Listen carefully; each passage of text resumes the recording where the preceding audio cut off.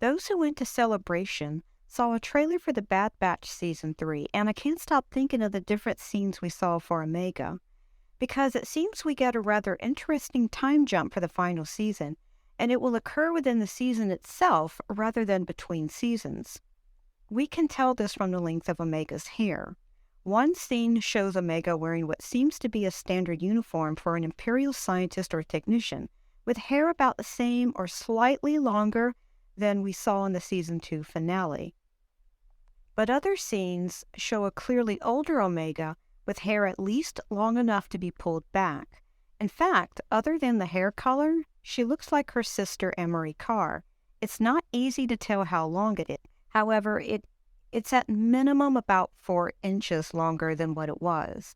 The average human hair grows about 6 inches a year, so we can figure that Omega will spend at least several months at Mount Tantus. But what I'm thinking about the most is the heroine's journey. I've talked before about how for Omega, the series has the hallmarks of a Snow White or Dead Princess and the Seven Knights story in terms of overall motif. But I wasn't sure she would go through an entire heroine's journey. But now it truly seems like she is to some degree, because Omega is returning to her mother figure of Nalase, and will be working with her sister Emerie as well. This could represent a healing of the mother-daughter split as outlined in the heroine's journey below. For Season 2, Omega lost some of her brothers either through their own leaving to pursue other interests, such as Echo, or through death, maybe, in the form of Tech.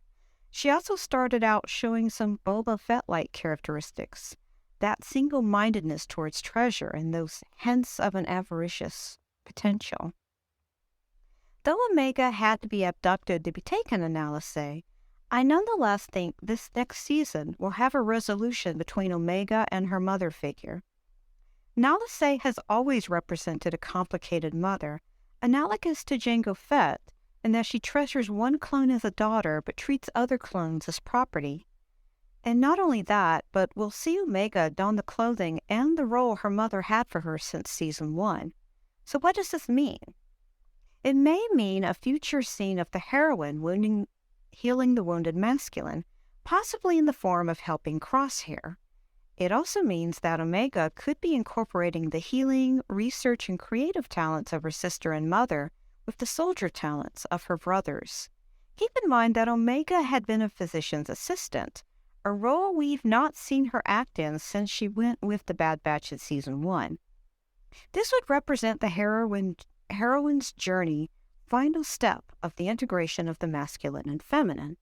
Anyways, what do you think? Is Omega going through the heroine's journey? How would you outline her character steps so far? May the Force be with you.